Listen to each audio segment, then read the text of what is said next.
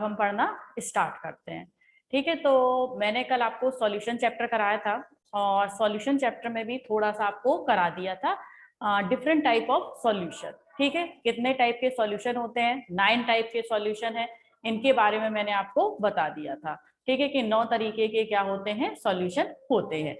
अब देखिए जो टॉपिक है अपना नेक्स्ट, आपको मैंने ये भी बता दिया था कि हमें कौन से सॉल्यूशन पढ़ने हैं। हमें तीनों लिक्विड वाले सॉल्यूशन पढ़ने हैं। ठीक है, कौन से सॉल्यूशन पढ़ने हैं, हमें तीनों लिक्विड वाले सॉल्यूशन पढ़ने हैं। तो अब सबसे पहले जो हम पढ़ेंगे, ठीक है, सबसे पहले हम पढ़ेंगे कौन सा, सॉलिड इन लिक्विड। अभी इसी में जितने भी आपके जो लॉ वगैरह होंगे, इस डेफिनेशंस होंगी, वो सभी हम पढ़ेंगे किसकी, सॉलिड इन लिक्विड। मींस जो सॉलिड है, सॉलिड यहाँ पर किसकी तरह वर्क करेगा, सॉलिड वर्क करेगा एज अ सॉल्यूट। ठीक है, और लिक्विड वर्क करेगा एज अ सॉल्वेंट। बात समझ गए। तो थोड़े से सॉलिड को हमें डिसॉल्व करना है किसके अंदर, थोड़े से सॉलिड को डिसॉल्व करना है हमें लिक्विड के अंदर। बात समझ गए। अब देखिए इसमें जो सबसे पहला पार्ट है, पहली डेफिनेशन है, वो है सैचुरेटेड सॉल्यूशन। सैचुरेटेड सॉल्यूशन, और हिंदी में पता है इसे क्या कहते हैं, संतृप्त सॉल्यूशन, संतृप्त विलयन। ठीक है, तो ये क्या है, आपका एक सैचुरेटेड सॉल्यूशन है। तो सैचुरेटेड सॉल्यूशन होता क्या है, ठीक है, तो सैचुरेटेड सॉल्यूशन की डेफिनेशन क्या है, when no more amount of solute can be dissolve in a solution at a given temperature, this solution is known as saturated solution. ठीक है, ऐसा, वेरी गुड आफ्टरनून प्रशिष्टि, ऐसा सॉल्यूशन क्या होता है आपका, एक ऐसा सॉल्यूशन जिसमें कि और अधिक अमाउंट ऑफ सॉल्यूट आप डिसॉल्व नहीं कर सकते। ठीक है, एक ऐसा सॉल्यूशन जिसमें कि आप और अधिक अमाउंट ऑफ सॉल्यूट डिसॉल्व नहीं कर सकते, एक गिवन टेम्परेचर पर, टेम्परेचर का ध्यान रखिएगा, एक गिवन टेम्परेचर पर, उसे हम क्या कहते हैं, उसे हम बोलते हैं सैचुरेटेड सॉल्यूशन। ठीक है, जैसे कि आप इसकी डेफिनेशन लिखें तो no more amount of solute can dissolve in given solution at specific temperature। ठीक है, एक स्पेसिफिक टेम्परेचर पर और अधिक अमाउंट ऑफ सॉल्यूट अगर आप डिसॉल्व नहीं कर पा रहे हैं तो वो क्या कहलाता है, सैचुरेटेड सॉल्यूशन। जैसे आप सभी ने शरबत बनाया होगा, ठीक है, मैं एग्जांपल से और समझा देती हूँ। आप सभी ने क्या बनाया होगा, शरबत बनाया होगा। ठीक है, आपने देखा होगा कि शरबत में कभी चीनी अधिक हो जाती है, ध्यान दिया है, शरबत में अगर आप चीनी अधिक डाल दें, जैसे मान लीजिए ये एक गिलास है और इस गिलास में आपने इतना वाटर भरा हुआ है। ठीक है, एक गिलास आपने वाटर भरा है, अब इसमें आपने 2 चम्मच चीनी से शरबत बन जाता, लेकिन आपने बड़ी सी कटोरी भर के और इसमें क्या डाल दी, चीनी डाल दी। ठीक है, खूब सारी, यहां तक आपने क्या भर दी, इसमें चीनी भर दी। अब शुरुआत में तो चीनी क्या होगी, डिसॉल्व होगी, शुरुआत में तो चीनी इसमें क्या होगी, घुलेगी। ठीक है, शुरुआत में तो चीनी इसमें क्या होगी बेटा, डिसॉल्व होगी, घुलेगी, लेकिन एक टाइम ऐसा आएगा कि चीनी उसमें डिसॉल्व होना क्या हो जाएगी, बंद हो जाएगी। ठीक है, तो उसी टाइम पर ये जो सॉल्यूशन बनेगा, इस सॉल्यूशन को हम क्या कहेंगे, सैचुरेटेड सॉल्यूशन। ठीक है, क्या कहेंगे, सैचुरेटेड सॉल्यूशन। बात समझ में आई। मींस अब इस सॉल्यूशन में, भाई चीनी और पानी का सॉल्यूशन बन गया, अब इस सॉल्यूशन में और ज्यादा ये सॉल्यूट मींस चीनी, ये सॉल्यूट और ज्यादा नहीं घुल सकता। तो वही मैंने लिखवाया है, no more amount of solute can dissolve in given solution, और अधिक सॉल्यूट नहीं घोला जा सकता है किसी गिवन सॉल्यूशन में। तो ये जो सॉल्यूशन बना ये कहलाता है सैचुरेटेड सॉल्यूशन। और यहाँ पर जो टेम्परेचर है, यहां पर ध्यान रखिएगा, टेम्परेचर आपको कैसा रखना है, कांस्टेंट रखना है, ठीक है, तभी सैचुरेटेड सॉल्यूशन बनेगा। जैसे आप शरबत बना रहे हैं तो रूम टेम्परेचर पर ही बनाएं, ठीक है, तो एक टाइम ऐसा आएगा कि चीनी उस सॉल्यूशन में घुलना बंद हो जाएगी अगर आपने चीनी अधिक अमाउंट में उसमें डाल दी है। तो बना हुआ जो शरबत है वो कहलाएगा आपका एक सैचुरेटेड सॉल्यूशन, एक संतृप्त विलयन, ठीक है। तो एक सैचुरेटेड सॉल्यूशन आपका कहलाएगा, क्या बन जाएगा, एक सैचुरेटेड सॉल्यूशन बन जाएगा। बात समझ गए इतनी? अब देखिए, अगर आपने इसको टेम्परेचर कांस्टेंट इसलिए रखा है, लिखा है मैंने, क्योंकि इससे उठा के अगर आप गैस पर रख दें, गैस ऑन कर दें, तो जितनी भी चीनी है वो पूरी घुल जाएगी, ठीक है, मींस चाशनी बन जाएगी शरबत की, तो वहां पर वो सैचुरेटेड नहीं रहेगा। सैचुरेटेड में ध्यान रखना है आपको, टेम्परेचर कांस्टेंट होना चाहिए। अगर टेम्परेचर कांस्टेंट है तभी सैचुरेटेड सॉल्यूशन बनेगा, ठीक। चलिए, आई थिंक आप ये समझ गए होंगे। अब देखिएगा, इसमें जो दूसरा पॉइंट आना है, दूसरा पॉइंट आपका आएगा इसमें, सेकेंड डेफिनेशन आपको लिखनी है इसकी, जो सॉलिड डिसॉल्व इन लिक्विड में आपका क्या बनता है कि जो आप कह सकते हैं सॉल्युबिलिटी, मींस डिसॉल्व होती है जो सॉल्युबिलिटी। अब ये जो डेफिनेशन है ये आपकी इंपॉर्टेंट है, और ध्यान रखिएगा जो हमारे सिलेबस में 3 सॉल्यूशन हैं, हमारे सिलेबस में जो 3 सॉल्यूशन है ना लिक्विड के, लिक्विड में सॉलिड को डिसॉल्व करना, लिक्विड में लिक्विड को डिसॉल्व करना, और लिक्विड में गैस को डिसॉल्व करना, ठीक है। तो ये जो हमारे सिलेबस में 3 सॉल्यूशन है, ये तीनों सॉल्यूशन में सॉल्युबिलिटी की डेफिनेशन अलग अलग है। बात समझ गए ना? इसीलिए ये डेफिनेशन कैसी हो जाती है, इंपॉर्टेंट हो जाती है। तो सॉल्युबिलिटी क्या है? तो सॉल्युबिलिटी की डेफिनेशन अगर हम बताएं तो क्या है, maximum amount of solute can dissolve in 100 gram of solvent at particular temperature is known as solubility of solid in liquid, ठीक है। तो solubility of solid in liquid मतलब क्या होता है? Solubility of solid in liquid का मतलब है कि आपके पास 100 ग्राम, ठीक है, ये जो आपने सॉल्वेंट लिया, जैसे पानी लिया, शरबत बना रहे हो, वही शरबत पर अटक जाओ अपनी कहानी, तो जो हमने सॉल्वेंट लिया, ठीक है, ये सॉल्वेंट कितना लेना है आपको, 100 ग्राम।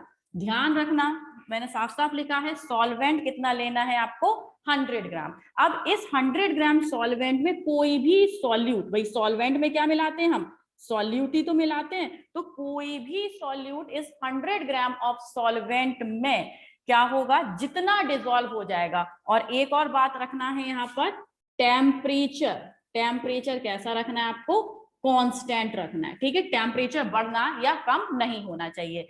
तो एक गिवन टेम्परेचर पर, एक कांस्टेंट टेम्परेचर पर जब 100 ग्राम ऑफ सॉल्वेंट में जितना मैक्सिमम अमाउंट ऑफ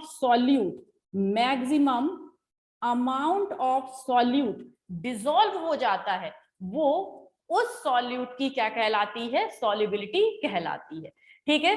तो solubility of solid in liquid की डेफिनेशन क्या है, when maximum amount of solute can dissolve in 100 gram of solvent in a particular temperature is known as solubility of solid in liquid। इसे हम क्या कहते हैं, solubility of solid in liquid कहते हैं, ठीक है। जो 100 ग्राम सॉल्वेंट है, इसमें जितना maximum amount of solute dissolve हो जाए, ये डिपेंड करता है सॉल्यूट की जो आपकी डिसॉल्व करने की कैपेसिटी है उस पर, ठीक है। जैसे चीनी है, चीनी आपकी इन कंपैरिजन टू नमक कम घुलती है, तो ये है कि चीनी की सॉल्युबिलिटी अलग होगी, नमक की अलग होगी, ग्लूकोज की अलग होगी, जो भी उसमें आप डिसॉल्व कर रहे हैं सभी की सॉल्युबिलिटी अलग होती है, लेकिन जो आपकी डेफिनेशन है वो ये है, ठीक। बात समझ में आ गई? सैचुरेटेड सॉल्यूशन मैंने समझा दिया, solubility of solid in liquid आपको समझा दिया, ठीक है। अब बात करते हैं, स्क्रीनशॉट लीजिएगा, मैं इसे रफ करूंगी बेटा। अच्छा हम हट जाएं।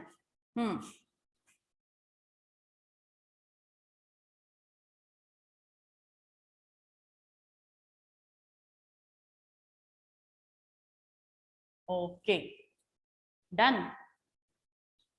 अब आता है, यहां से आपका 1 मार्क्स में क्वेश्चन आता है जो मैं अब कराने जा रही हूं।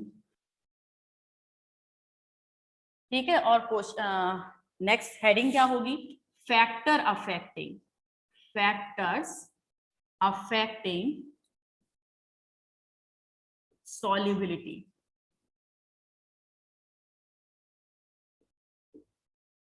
ठीक है, फैक्टर अफेक्टिंग सॉल्युबिलिटी। सॉल्युबिलिटी पर कौन कौन से फैक्टर्स इफेक्ट डालते हैं? ठीक है, तो सॉल्युबिलिटी पर कौन कौन से फैक्टर इफेक्ट डालते हैं? पहला है आपका टेम्परेचर। ठीक है, पहला क्या इफेक्ट डालता है? टेम्परेचर इफेक्ट डालता है। ठीक है, दूसरा है जो इफेक्ट डालता है nature, nature of solvent, nature of solvent. और थर्ड है फैक्टर नेचर ऑफ सॉल्यूट। बात समझ में आई? तो ये 3 फैक्टर हैं जो सॉल्युबिलिटी पर इफेक्ट डालते हैं, और इसमें से जो क्वेश्चन पूछा जाता है वो पूछा जाता है टेम्परेचर से। ठीक है, अगर आपका बोर्ड में आएगा, बोर्ड में नहीं आया तो सभी को कंपटीशन देना है, तो ये कॉम्पिटिटिव एग्जाम में भी सॉल्युबिलिटी का जो कि सॉलिड डिसॉल्व इन लिक्विड है उससे क्वेश्चन पूछा जाता है। ठीक है, तो फैक्टर अफेक्टिंग सॉल्युबिलिटी, सॉल्युबिलिटी पर कौन कौन से फैक्टर इफेक्ट डालते हैं? तो जरा ध्यान दीजिएगा, पहला है टेम्परेचर। ठीक है, अब टेम्परेचर पढ़ने से पहले एक बात और समझिए, जो हमारी रिएक्शन है, केमिस्ट्री में हम रिएक्शन पढ़ के आए हैं, टेम्परेचर के बेस पर, टेम्परेचर चेंज के बेस पर हमने रिएक्शन 2 टाइप की पढ़ी है। एक होती है हमारी कौन सी रिएक्शन? एक्सोथर्मिक रिएक्शन, और एक होती हमारी एंडोथर्मिक रिएक्शन। ठीक है, तो टेम्परेचर के बेस पर, इसके बेस पर जो रिएक्शन है, इसके बेस पर जो रिएक्शन है बेटा 2 टाइप की है। फर्स्ट कौन सी है? Exothermic, exothermic reaction. ठीक है, एक्सोथर्मिक रिएक्शन क्या होती है? आपका ऐसी रिएक्शन जब क्या होती है? हीट रिलीज होती है। रिएक्शन होने के बाद अगर हीट रिलीज हो रही है तो उसे हम क्या कहते हैं? एक्सोथर्मिक रिएक्शन कहते हैं। ठीक है, और दूसरी कौन सी होती है? दूसरी होती है हमारी endothermic reaction, endothermic reaction. Endothermic reaction में कोई भी केमिकल रिएक्शन या फिजिकल रिएक्शन, हम क्योंकि यहाँ पर सब फिजिकल है, तो फिजिकल रिएक्शन कब होगी? जबकि हीट एब्जॉर्ब होगी। ठीक है, तो इसमें क्या होता है बेटा? इसमें होती है हीट एब्जॉर्ब। इतनी बात समझ में आई? ये तो सब आपका पहले का पढ़ा हुआ है। बिल्कुल, सभी को देना है कॉम्पिटिटिव एग्जाम। यहाँ पे कोई भी ऐसा नहीं है जो केवल 12th पास आउट करके क्या करेगा। इनफैक्ट कहीं पर भी जाओगे ना, किसी भी प्राइवेट फॉर्म में भी जाओगे तो वहां पे इंटरव्यू के फॉर्म में एग्जाम कंपटीशन तो मिलेगा ही आपको। ठीक है, तो आइए इधर एक्सोथर्मिक रिएक्शन और एंडोथर्मिक रिएक्शन। अब इसमें एक बात और समझिए, जो एक्सोथर्मिक रिएक्शन है यहाँ पर हीट क्या हो रही है? रिलीज हो रही है। तो हीट को हम किससे रिप्रेजेंट करते हैं? Delta H. और डेल्टा एच की वैल्यू यहाँ पर कैसी होती है? नेगेटिव। ये क्लास 11th में जिन्होंने पढ़ा है वो बहुत अच्छे से समझ गए होंगे कि एक्सोथर्मिक रिएक्शन में हमेशा डेल्टा एच की वैल्यू को हम रिप्रेजेंट करते हैं किससे? नेगेटिव साइन से। अगर कोई भी रिएक्शन है, जैसे एग्जाम्पल में मैं लिख दूं, यहाँ पर एग्जाम्पल में मैं लिखूं बेटा C+O2 gives CO2, और यहां पर आपका CO2 प्लस हीट, और हीट के साथ लिखूं -87 किलो जूल पर मोल। तो इसका मतलब क्या है? ये माइनस का माइनस साइन लगा हुआ है ना, तो माइनस साइन क्या बता रहा है? कि ये एक्सोथर्मिक रिएक्शन है। कार्बन और ऑक्सीजन ने रिएक्शन करके जब कार्बन डाइऑक्साइड बनाई होगी ना, तो एक एक्सोथर्मिक रिएक्शन हुई होगी, यानी कि हीट रिलीज हुई होगी। ये अगर कुछ भी ना दे रखा हो, माइनस साइन किसी भी एनर्जी का अमाउंट लिखा हुआ और उसके आगे अगर नेगेटिव साइन लिखा लगा हुआ है तो वो रिप्रेजेंट करता है कि इस रिएक्शन में एनर्जी रिलीज हुई है। ठीक है, हाँ भाई चलिए, हाँ कंबशन रिएक्शन है, सही बोल रहे हैं आप। अब देखो इसमें क्या होता है, डेल्टा एच नेगेटिव और एंडोथर्मिक में डेल्टा एच कैसा होता है, पॉजिटिव। डेल्टा एच कैसा होता है, पॉजिटिव। ठीक है, रिएक्शन आप कोई भी इसमें लिख सकते हैं, जैसे कि मैं इसका एक और इसका भी एग्जांपल लिख दूं। एग्जांपल है इसका H2 2H2 plus O2 gives 2H2 और यहाँ पर delta H is equal to कुछ भी XYZ पॉजिटिव में मैं लिख देती हूँ 437 किलो जूल पर मोल। ठीक है, तो ये क्या है, कोई साइन नहीं लगा, जब साइन नहीं लगा है तो पॉजिटिव, और पॉजिटिव का मतलब क्या है, हाइड्रोजन और ऑक्सीजन को एनर्जी दी होगी। ठीक है, एंडोथर्मिक रिएक्शन में एनर्जी एब्जॉर्ब की होगी, तब वो वाटर में कन्वर्ट हुआ। ठीक है, तो आई थिंक ये वाला कॉन्सेप्ट आप समझ गए होंगे, समझ में आ गई ना ये वाली कहानी। अब देखिए इसका इस सॉलिबिलिटी के फैक्टर से क्या रिलेशनशिप है, तो क्या रिलेशनशिप है देखिएगा, ये सॉलिबिलिटी सॉलिबिलिटी सॉलिबिलिटी और जो आपकी कौन सी रिएक्शन है, सॉलिबिलिटी एंड एक्सोथर्मिक रिएक्शन में, सॉलिबिलिटी एंड एक्सोथर्मिक रिएक्शन में टेम्परेचर का जो रिलेशनशिप है वो कैसा है आपका, इनवर्सली प्रोपोर्शनल। ठीक है, इनवर्सली प्रोपोर्शनल वाला रिलेशनशिप है। मींस क्या है, इनवर्सली प्रोपोर्शनल वाला रिलेशनशिप है कि अगर कोई रिएक्शन एक्सोथर्मिक है और उसमें हीट, एक्सोथर्मिक रिएक्शन है और उसको हीट दी जा रही है, हीट क्या है, हीट गिवन है। मैं यहाँ पर नहीं लिख रही हूँ एक्सोथर्मिक क्योंकि ये एक्सोथर्मिक की कहानी है। तो अगर आपकी कोई एक्सोथर्मिक, ठीक ध्यान से सुनना भाई इस बात को, अब आपके समझने की बात है, बातें बाद में करिएगा। तो हीट है, किसी एक्सोथर्मिक रिएक्शन में अगर हीट दी जाती है तो जो सॉलिबिलिटी है वो क्या हो जाएगी, सॉलिबिलिटी कैसी हो जाएगी, डिक्रीज हो जाएगी। बात समझ में आया, मींस अगर हीट दी जा रही है तो सॉलिबिलिटी क्या होगी, डिक्रीज होगी।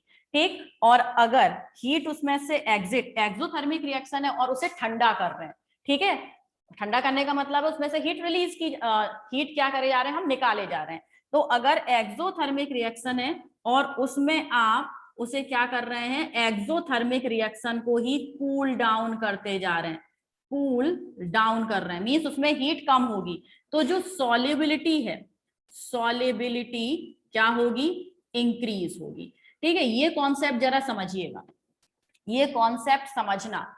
ठीक है, मैं फिर से समझा रही हूं इस वाली बात को, यहां तक तो आप समझ गए थे, यहां तक समझ गए थे। अब एक्सोथर्मिक रिएक्शन में और सॉलिबिलिटी में क्या रिलेशनशिप है भाई, ये आता है इधर से, इसलिए थोड़ा सा इस पर ध्यान दीजिएगा।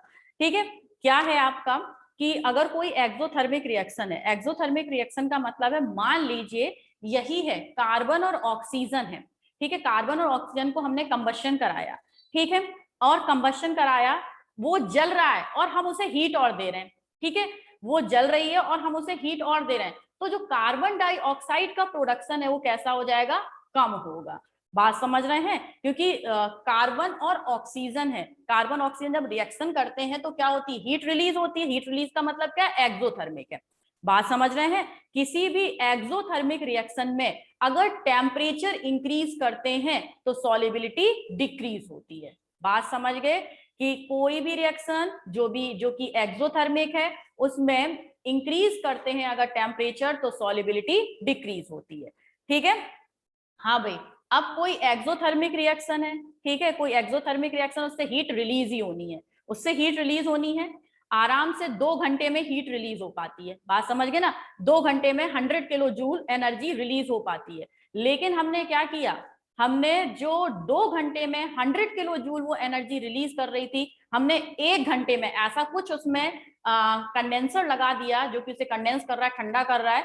तो जो नॉर्मली कोई रिएक्शन 2 घंटे में 100 किलो जूल एनर्जी रिलीज कर रही थी, ठीक है, हमने 1 घंटे में उससे 100 किलो जूल एनर्जी रिलीज करा ली। यानी कि अब क्या होगी, जो रिएक्शन होगी वो फास्ट हो जाएगी। जो रिएक्शन 2 घंटे बाद हो रही थी, अब वो रिएक्शन 1 घंटे बाद ही फिर से स्टार्ट हो जाएगी, क्योंकि उसमें हीट का अमाउंट कैसा हो गया, कम हो गया। ठीक है, तो वही है, हमने इसे जल्दी ठंडा कर दिया, मींस टेम्परेचर कैसा कर दिया, कम कर दिया। तो अगर टेम्परेचर इंक्रीज होगा तो सॉलिबिलिटी डिक्रीज होगी, और टेम्परेचर डिक्रीज होगा, ठीक है, इसका मतलब समझ गए, इसका मतलब है कूल डाउन का मतलब क्या हो रहा है, टेम्परेचर डिक्रीज हो रहा है। ठीक है, इसका मतलब है टेम्परेचर डिक्रीज हो रहा है। तो टेम्परेचर डिक्रीज होगा तो सॉलिबिलिटी क्या होगी, इंक्रीज होगी। बात समझ में आई इतनी, बात समझ गए ना इतनी। अच्छा ये बताओ, ये वाली बात सबके समझ में आई, नहीं आई तो बताइए, दोबारा समझाऊं? समझे कितने लोग समझे? नो, कौन नहीं समझा, यस नहीं समझा?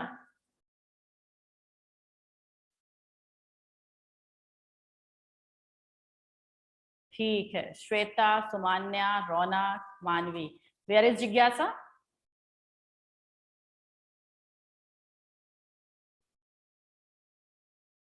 चलिए, ओके, ठीक है, समझ में आई बात।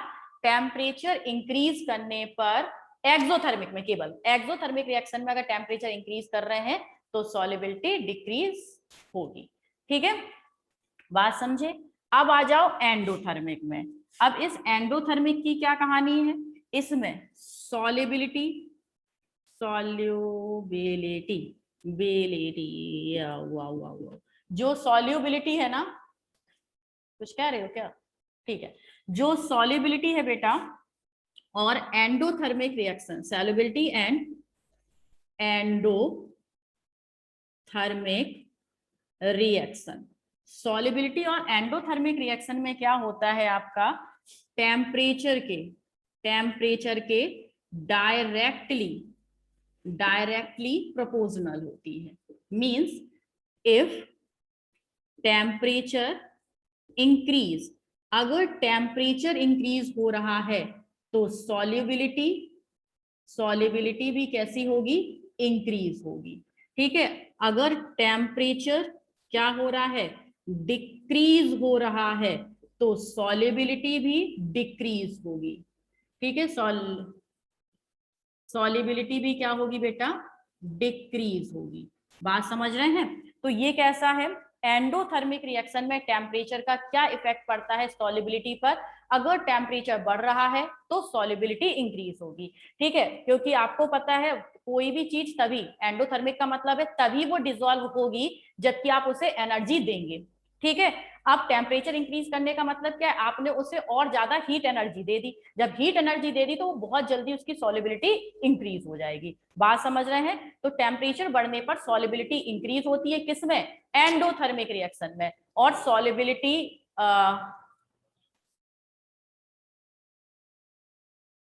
ठीक है, बात समझे? तो इतना आप जरा ध्यान रखिएगा, स्क्रीनशॉट लीजिएगा, ऐसे ही लिख लीजिएगा कॉपी में।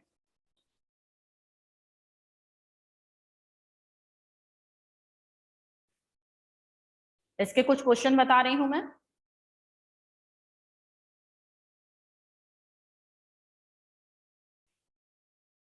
ये बच्चों का ज्वाइनिंग ज्वाइनिंग चल रहा है, ज्वाइन क्यों नहीं हो पा रहा है भाई, की चक्कर है,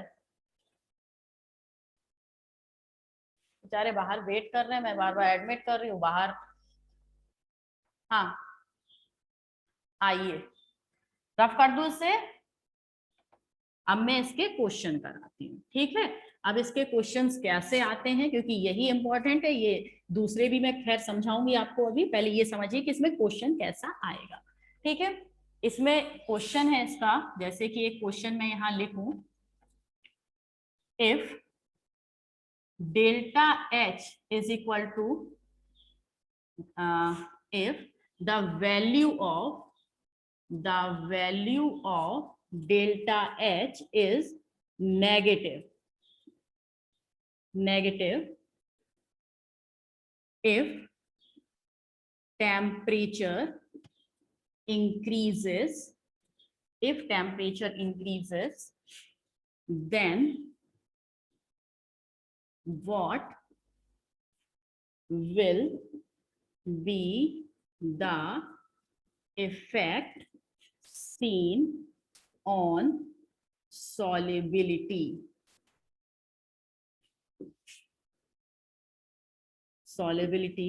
of this substance. तो समझिए, हाँ भाई, क्वेश्चन है कि if the value of delta H is negative, अगर डेल्टा एच की वैल्यू नेगेटिव है, इफ टेम्परेचर इंक्रीजेस, और टेम्परेचर हमने क्या कर दिया, इंक्रीज कर दिया, what will be the effect seen on solubility of this substance, इस सब्सटेंस की सॉल्युबिलिटी पर आपको क्या इफेक्ट देखने को मिलेगा। ठीक है, बिल्कुल सही है, 2-3 बच्चों ने दे भी दिया आंसर, सुमान्या, यस, प्रेम और प्रशस्ति। ठीक है, सॉल्युबिलिटी पर क्या इफेक्ट पड़ेगा, सॉल्युबिलिटी आपकी डिक्रीज हो जाएगी। वेरी गुड बेटा। ठीक है, तो सबसे पहले कैसे पता चला, डेल्टा एच इज नेगेटिव।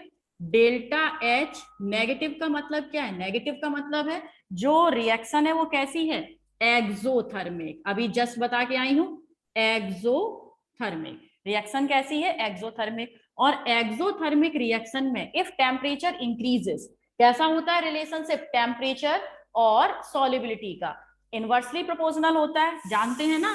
तो टेम्परेचर और सॉल्युबिलिटी का जो रिलेशनशिप है,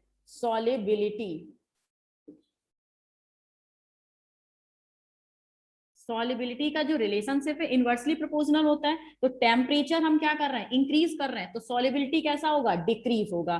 तो इसमें क्या होगा, सॉल्युबिलिटी कैसी होगी, डिक्रीज होगी। बात समझ में आई, तो सॉल्युबिलिटी कैसी हो जाएगी, डिक्रीज हो जाएगी।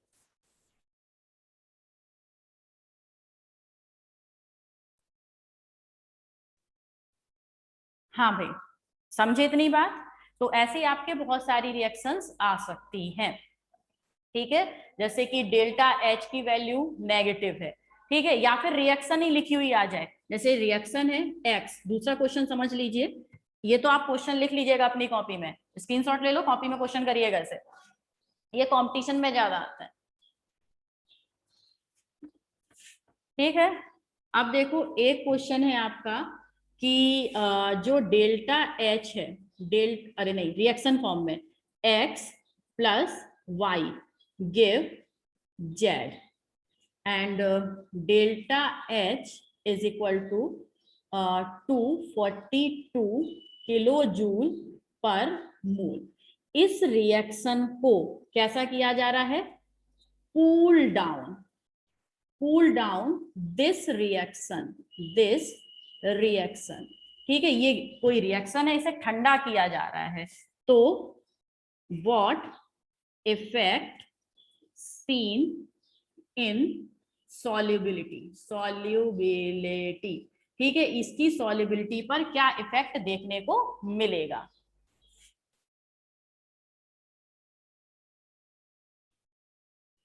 हाँ, ऐसा ही प्रेजेंटेशन होगा, एक्स वाई की जगह कोई भी कंपाउंड आ सकते हैं बेटा, जैसे हाइड्रोजन जो भी है, ठीक है, ऑक्सीजन कुछ भी आ सकता है। डिक्रीज होगी, बिल्कुल सही है आंसर। मैं बड़ा पढ़ के बताऊं, प्रेम का आंसर सही है, सुमान्या का आंसर सही है, जिज्ञासा का आंसर सही है, बिल्कुल आंसर सही है आप लोगों का। इसका भी आंसर क्या होगा, सॉल्युबिलिटी डिक्रीज होगी, क्योंकि यहाँ पर डेल्टा एच है। डेल्टा एच थोड़ा सा क्वेश्चन घुमा हुआ था, कह रही है डेल्टा एच की वैल्यू कैसी दे रखी है, पॉजिटिव दे रखी है, यानी कि रिएक्शन कैसी है, एक एंडोथर्मिक रिएक्शन है। और एंडोथर्मिक रिएक्शन में कूल डाउन किया जा रहा है, ठीक है, कूल डाउन किया जा रहा है। एंडोथर्मिक रिएक्शन में रिलेशनशिप आपको पता है, टेम्परेचर डायरेक्टली प्रोपोर्शनल होता है किसके बेटा, सॉल्युबिलिटी के। ठीक है, तो टेम्परेचर क्या किया जा रहा है यहाँ पर, कूल डाउन का मतलब है कम किया जा रहा है। ठीक है, टेम्परेचर कैसा किया जा रहा है, डिक्रीज किया जा रहा है। तो नेचुरल सी बात है, जो सॉल्युबिलिटी है वो भी क्या हो जाएगी, सॉल्युबिलिटी है वो भी डिक्रीज हो जाएगी। ठीक है, माइक ऑफ कर लीजिए, नहीं तो मैं आऊं करने। हाँ, सॉल्युबिलिटी क्या हो जाएगी बेटा, डिक्रीज हो जाएगी। आई थिंक आप समझ गए। ठीक है, मानवी, यस, ओके, प्रशस्ति, डिक्रीज सॉल्युबिलिटी। क्वेश्चन आप इसका स्क्रीनशॉट लीजिए, रफ करूं मैं। चलो आज के आपके दोनों क्वेश्चन मैंने पूछ लिया, यानी कि आज आपसे क्वेश्चन नहीं पूछेंगे। समझ में आ रही है ना पूरी कहानी? ओके, हो गया।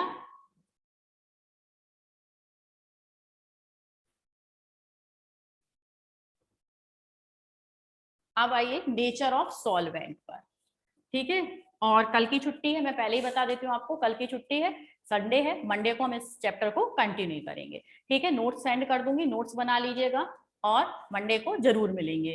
तो nature of solvent, nature of solvent, इसमें एक फंडा होता है, कौन सा वाला? लाइक, डिसॉल्व, लाइक वाला, ठीक है। सॉल्वेंट की बात हो रही है तो लाइक, डिसॉल्व, लाइक वाला, जैसे में तैसा ही घुलता है, ठीक है, जैसे में तैसा ही मिलता है। ये बात मैं आपको पहले ही बता चुकी हूँ। इनफैक्ट इंसानों की भी बात हो तो जैसा इंसान होगा ना, जैसे हम बहुत बहुत बढ़िया है, ठीक है, हमारे अंदर कोई कमी नहीं है, हम बहुत ज्यादा इंटेलिजेंट हैं, हम बहुत अच्छे हैं, ठीक है, तो हमारा दोस्त भी होगा ना, वो कैसा होगा? बहुत अच्छा होगा, ठीक है, काफी इंटेलिजेंट होगा, समथिंग समथिंग समथिंग। और मान लीजिए हम क्या है, हम चोर हैं, तो चोर की गैंग में कौन मिलेगा? चोर ही मिलेगा, ठीक है। तो बात समझे इतना? ओके। तो लाइक, डिसॉल्व, लाइक, अब ये सॉल्यूशन में भी फिट होता है, ठीक है। आपकी जो सहेली बनेगी, मैं गर्ल्स की बात कर रही हूँ, बॉयज की बात नहीं कर रही हूँ, नहीं तो वो सहेली बनाना स्टार्ट कर दें, ठीक है। गर्ल्स में, बॉयज में जो भी उनके फ्रेंड्स बनेंगे, दोस्त बनेंगे, तो गर्ल्स में अगर सहेली बन रही है तो दोनों सहेलियों का नेचर लगभग सेम होगा, ठीक है, दोनों की पसंद लगभग सेम होगी, ठीक है। तो इस तरीके से आपका क्या है कि लाइक, डिसॉल्व, लाइक, जैसे में तैसा ही मिलता है। ओके, ठीक है बेटा, यस। हाँ, अब दोनों साहूकार है कि दोनों चोर हैं, ये भी बता दो, साथ के साथ आंसर दे दो, यस है। लाइक, डिसॉल्व, लाइक, तो देखिए लाइक, डिसॉल्व, लाइक में अगर सॉल्वेंट, ठीक है, सॉल्वेंट कैसा है? सॉल्वेंट है आपका पोलर, ठीक है, पोलर है, तो उसमें जो सॉल्यूट डिसॉल्व होगा, जो सॉल्यूट डिसॉल्व होगा, वो भी कैसा होगा? पोलर ही होगा, ठीक है। पोलर सॉल्यूट में polar solvent, non polar solute में नॉन पोलर सॉल्वेंट ही डिसॉल्व होंगे। जैसे कि जो सॉल्वेंट है, मान लीजिए आपका वाटर, और वाटर कैसा होता है? पोलर होता है। पोलर का मतलब समझते हो, जिसमें कि परमानेंट पोल्स प्रेजेंट हो, पॉजिटिव पोल्स और नेगेटिव पोल। तो जिसमें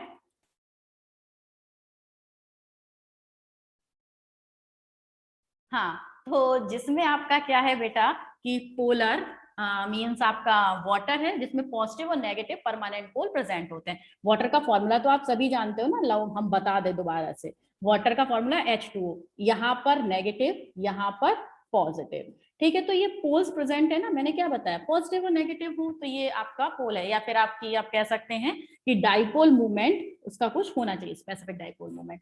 तो वाटर है, वाटर में कौन सा पोलर सॉल्यूट मिक्स हो सकता है? HCl, और HCl में भी पोलैरिटी होती है, H पर पॉजिटिव साइन और Cl पर नेगेटिव साइन। तो HCl वाटर में डिसॉल्व हो सकता है, इथेनॉल में डिसॉल्व हो सकता है, लेकिन आप HCl को लेके बेंजीन में चले जाओ, ये क्वेश्चन आ चुका है आपका बोर्ड में, लास्ट क्लास की सीट में, शायद इलेक्ट्रोकेमिस्ट्री की सीट में मैंने आपको कराया भी था। तो HCl को अगर आप डिसॉल्व करना चाहें, किस में? बेंजीन में, तो भाई साहब ये डिसॉल्व नहीं होगा, क्योंकि सॉल्यूशन, ओहो, क्योंकि सॉलिबिलिटी का, ठीक है, क्योंकि सॉलिबिलिटी का क्या होता है, एक रूल होता है, लाइक, डिसॉल्व, लाइक, जैसे में तैसा ही घुलेगा, ठीक है। चलो ये बात आप समझ गए। तो इसमें तो कुछ नहीं था, नेचर ऑफ सॉल्वेंट। अब आते हैं नेचर ऑफ सॉल्यूट पर, नेचर ऑफ सॉल्यूट पर, ठीक है। यहां से कुछ आइडियल और नॉन आइडियल सॉल्यूशन का आपको थोड़ा सा क्लू मिल जाएगा, ठीक है। तो नेचर ऑफ सॉल्यूट, और हाँ भाई, अगर ये आपकी मीटिंग ऑफ हो जाए तो दोबारा से 5 मिनट बाद इसे रिज्वाइन कर लीजिएगा, ठीक। तो नेचर ऑफ सॉल्यूट का क्या इफेक्ट पड़ता है, देखिएगा। सॉल्यूट है, सॉल्यूट के पार्टिकल्स के बीच में, सॉल्यूट के जो पार्टिकल्स हैं, पार्टिकल्स के बीच में क्या होता है? Attraction force. Solute particles have great attraction force, ठीक है। ये एट्रैक्शन फोर्स कैसा हो सकता है, आयनिक बॉन्ड हो सकता है, ठीक है, या फिर आपका कोवेलेंट बॉन्ड हो सकता है, कुछ भी हो सकता है। इस एग्जांपल से देखो, NaCl है, ठीक है, इस NaCl को हमने वाटर में डिसॉल्व करना है, इजिली डिसॉल्व हो जाएगा, पोलर है, NaCl पोलर है, H2O भी पोलर है, तो ये वाली कंडीशन, नेचर ऑफ सॉल्वेंट वाली कंडीशन तो ये फुलफिल करता है, लेकिन ये कितनी जल्दी डिसॉल्व होगा ये बताना है हमें। तो आपको पता है Na पॉजिटिव और Cl नेगेटिव को क्या होना है, इधर अलग होना है, तो Na पॉजिटिव और Cl नेगेटिव एक दूसरे से जुड़े हुए हैं, यानी कि इनके बीच में क्या है, एक ग्रेट अट्रैक्शन फोर्स है। सोडियम और क्लोरीन के बीच में क्या है, एक ग्रेट अट्रैक्शन फोर्स प्रेजेंट होता है, जानते हैं, और इस फोर्स को क्या कहते हैं, आपका electrostatic force of attraction, also known as ionic bond, also known as coulombic force, ठीक है, तीनों का मतलब एक ही है। अगर आपसे कोई कह दे NaCl के बीच में कूलाम्बिक फोर्स होता है, तो मत कहना कि गलत बोल रहा है भाई, आयनिक अट्रैक्शन होता है, आयनिक होता है, बॉन्ड आयनिक बनता है। इस फोर्स ऑफ अट्रैक्शन को हम कूलाम्बिक फोर्स भी कहते हैं और साथ के साथ इलेक्ट्रोस्टैटिक फोर्स ऑफ अट्रैक्शन भी कहते हैं। तो आयनिक बॉन्ड के ये दो नाम और याद रख लीजिएगा आपकी एडिशनल नॉलेज के लिए, ठीक है। तो एक ग्रेट फोर्स ऑफ अट्रैक्शन लग रहा है। अब ये ग्रेट फोर्स ऑफ अट्रैक्शन अगर बहुत ज्यादा है, आप खुद समझिए कि ये फोर्स ऑफ अट्रैक्शन क्या है, बहुत बहुत बहुत मोर मोर मोर स्ट्रॉन्ग है, ठीक है, खूब सारा है। तो जब ये बहुत सारा होगा तो NaCl को जब हम वाटर में डालेंगे तो ये जो फोर्स ऑफ अट्रैक्शन है ये क्या होगा, ब्रेक नहीं होगा, और जब ब्रेक नहीं होगा तो ये वाटर में डिसॉल्व नहीं होगा। बात समझ में आई? तो solute particles have great force of attraction. अगर